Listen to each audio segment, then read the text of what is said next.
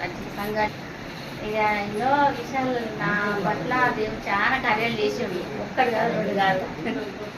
పెద్ద మూడో విషయంలో, పెళ్లి విషయాల్లో గొప్ప కార్యమే చేసిండు. రెండో బిడ్డ విషయాల్లో కార్యమే చేసిండు. ఇద్దరికి మంచి వివాహాలు జరిగినాయి. ఒక్క 3 నెలలనే ఇద్దరు బిడ్డలు పెళ్లి చేసిన. ఒక్క రూపాయి లేకుండా దేవుడు నడిపించుడు, నాకు తోడు ఉండి.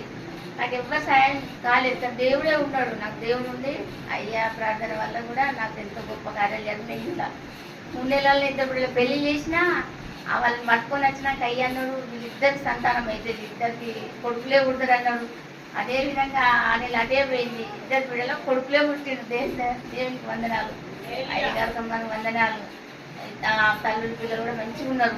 నా దగ్గర ఒక్క రూపాయి కూడా లేకుండా, అసలు ఇప్పటి వరకు కూడా పెళ్లి చేసినా ఇప్పటి వరకు నా దగ్గర ఒక్క పైసలు లేకుండా, కానీ దేవుడు ఎట్లా పోషిస్తాడో నా దేవునికి నాకే తెలుసు. నాకు ఎవరు తోడుగా అయితే లేదు ఇప్పటి వరకు.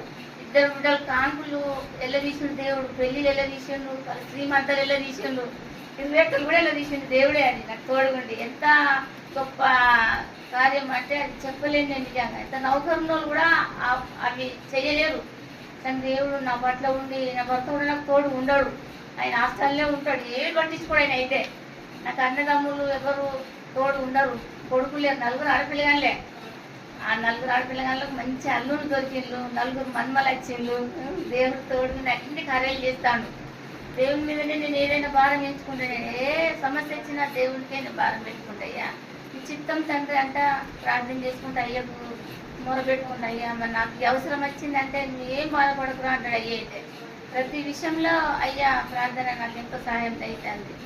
అయ్యా నీకు వందనాలు అయ్యా. మొన్ననైతే ఇక అన్ని విషయాలలో ఘన కార్యం చేసిన. మొన్న గొప్ప కార్యం అసలు మా అల్లుడు 21 చేయాలంటే నేను అన్న చిన్న బిడ్డ అప్పుడు మా రెండో అల్లుడి ఇంటికాడ చేసినప్పుడు మంచిగానే జరిగింది.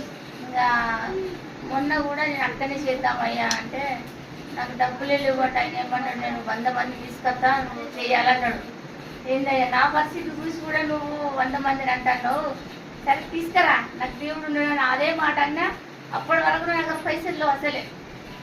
రేపటి వరకు కూడా పైసలు లేవు. అయ్యా అయ్యే దగ్గరకు వచ్చి అయ్యా మన రేపు చేయమంటాను మా అల్లుడు, మన దగ్గర పైసలు లేవంటా. నువ్వేం భయపడకమ్మా, నీకు దేవుడు ఉన్నాడు, దేవుడు సాయం చేస్తాడు అంటే నేను అదే విధంగా సంతోషంగానే పోయినాయి. నేను ఏది కూడా నాకు దేవుడే సమకూరుస్తాడు. నేను ఎందుకు భయపడతా. నా అల్లుడు కానీ పోయినా ఇక నేను అడగగానే నాకు డబ్బులు ముట్టినాయి, 20,000 అయినాయి.